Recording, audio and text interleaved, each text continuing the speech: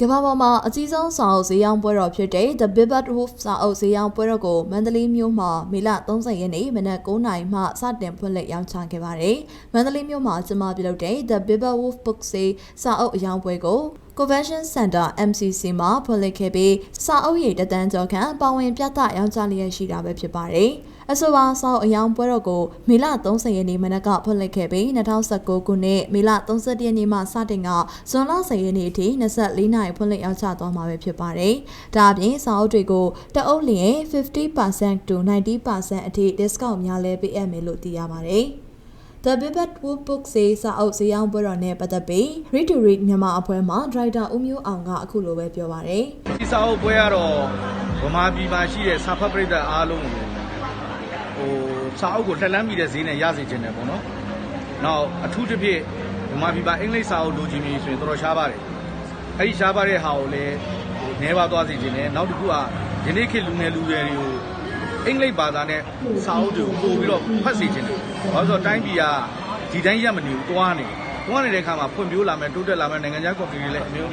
ကြီးရောက်လာတယ်။အဲ့ဒီအချိန်မှာဘာဖြစ်လဲဆိုတော့လုတ်ကန်ခွန်လန်းတွေပေါ်လာလိမ့်မယ်။အဲ့ဒီခွန်လန်းတွေကိုလက်လန်းမိနိုင်မှုဆိုတာ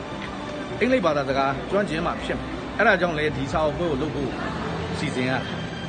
။ရန်ကုန်ကပြည်သက်တော်များများမန္တလေးလာဝယ်ဖို့အစီအစဉ်ရှိကြတယ်။နော်။အဲ့ဒီတွေကအဲ့လိုအစီအစဉ်တွေရှိတဲ့အတွက်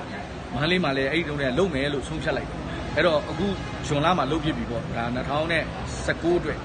2020အတွက်လည်းဥလိုကြိုတင်ပြင်ဆင်ထားပြီးပြီ။နောက်2020 February လဆိုရင်မန္တလေးမှာနောက်တစ်ချိန်လုပ်ဦးမယ်။ရန်ကုန်နဲ့မန္တလေးမှာရှိတဲ့အင်္ဂလိပ်စာအုပ်ရောင်းတဲ့ဆိုင်တွေမှာရနိုင်တဲ့စာအုပ်မျိုးတွေကသူကပညာရေးကိုအခြေခံတဲ့စာအုပ်တွေ education base လို့ခေါ်တယ်။ဦးမျိုးတို့ဒီမှာရောင်းတဲ့စာအုပ်က education base မဟုတ် general base နော်ဟိုတခြားစာအုပ်ဆိုင်တွေမှာမရနိုင်တဲ့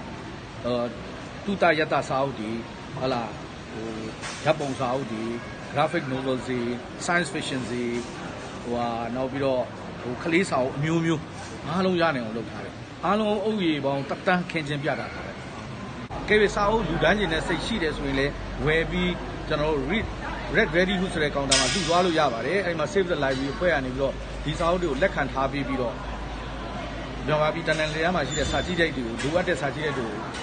ဖြန့်ဝေပေးသွားမှာဖြစ်ပါတယ်အဆိုပါစာအုပ်ဈေးရောင်းပွဲတော်မှာကလေးငယ်များအတွက်ရွယ်ထုတ်လုပ်ထားတဲ့စာအုပ်တွေတင်ထောက်ကူစာအုပ်များဓာတ်ပုံအနုပညာဂီတပကြီးကွန်ပျူတာနည်းပညာသမိုင်းကြောင်းများနဲ့ဝတ္ထုစာအုပ်မျိုးစုံကိုရောင်းချပေးလျက်ရှိပါတယ်။ဒါအပြင်စာကြည့်တိုက်တွေကိုလူဒန်းလူသူများအနေနဲ့လည်းမိမိကိုယ်တိုင်စာအုပ်များရွေးချယ်ဝယ်ယူပြီးလူဒန်းနိုင်တာဖြစ်ပါတယ်။စာအုပ်တွေမှာကလေးလူငယ်လူကြီးအရွယ်၃မျိုးလုံးအတွက်ဖတ်ရှုနိုင်မဲ့စာအုပ်များဖြစ်ပြီးပြည်ရင်းပြည်ပမှခရီးသွားဧည့်သည်များလည်းဝယ်ယူလျက်ရှိတာဖြစ်ပါတယ်။